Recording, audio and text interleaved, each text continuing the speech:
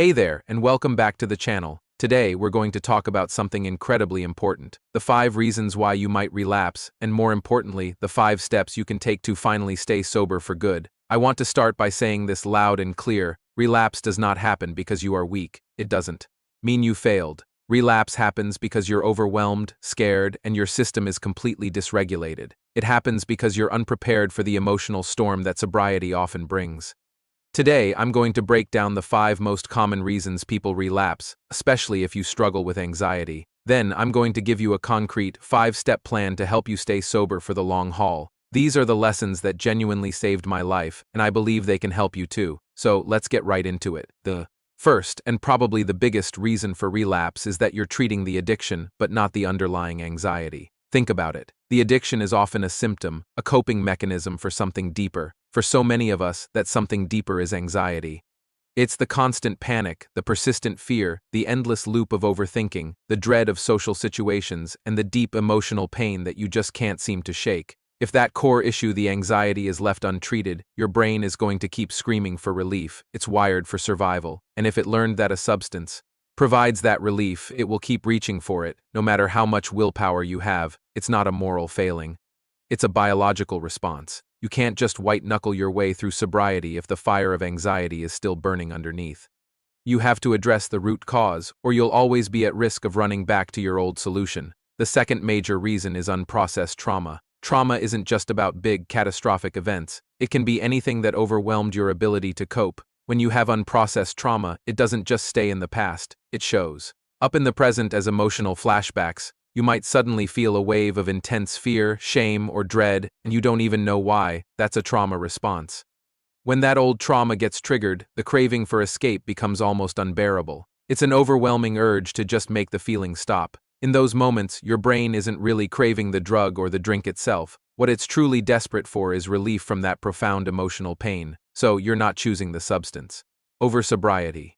You're trying to escape a feeling that feels intolerable. Healing from trauma is a critical piece of the recovery puzzle. Reason number 3. Your nervous system is chronically dysregulated. What does that even mean?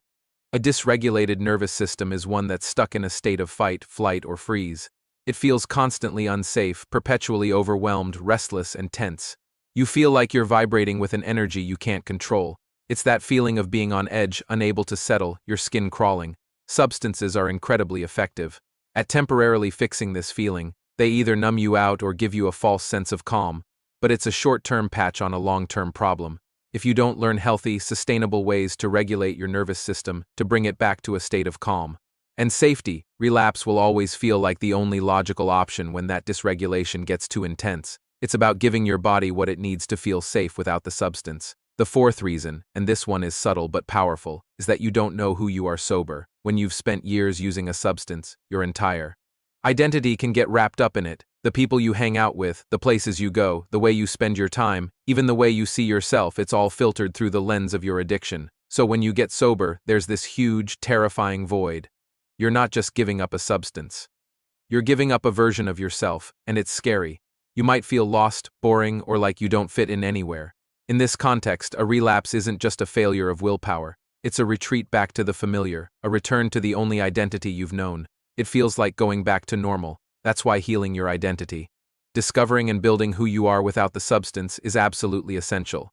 And the fifth reason, which catches so many people off guard, is that you expect sobriety to feel good right away.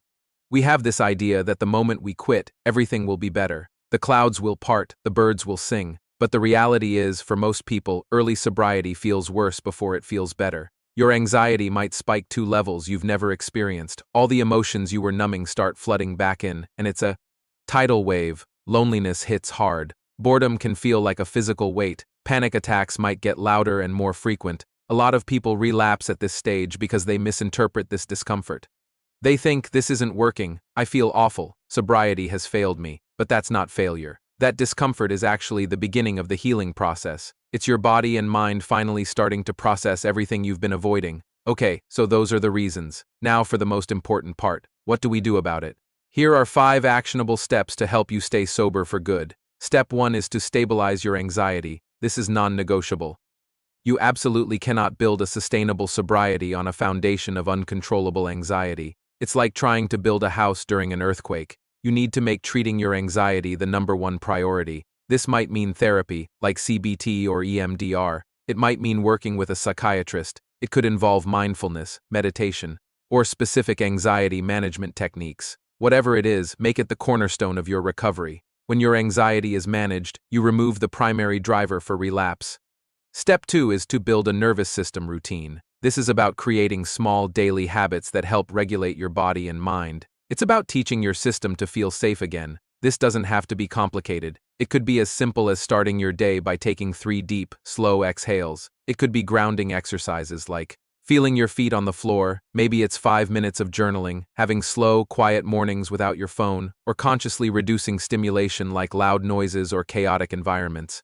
The key here is consistency over intensity. Small, daily acts of regulation are far more powerful than one big effort once a week. Step 3 is to create social safety. For many of us, our substance use was deeply tied to socializing. It was the liquid courage we needed to be around people. So, when you're sober, social situations can be terrifying. You have to relearn how to exist around others without a substance. Start small, practice brief, low-stakes interactions, like making eye contact and smiling at the cashier, or having a short chat with a neighbor.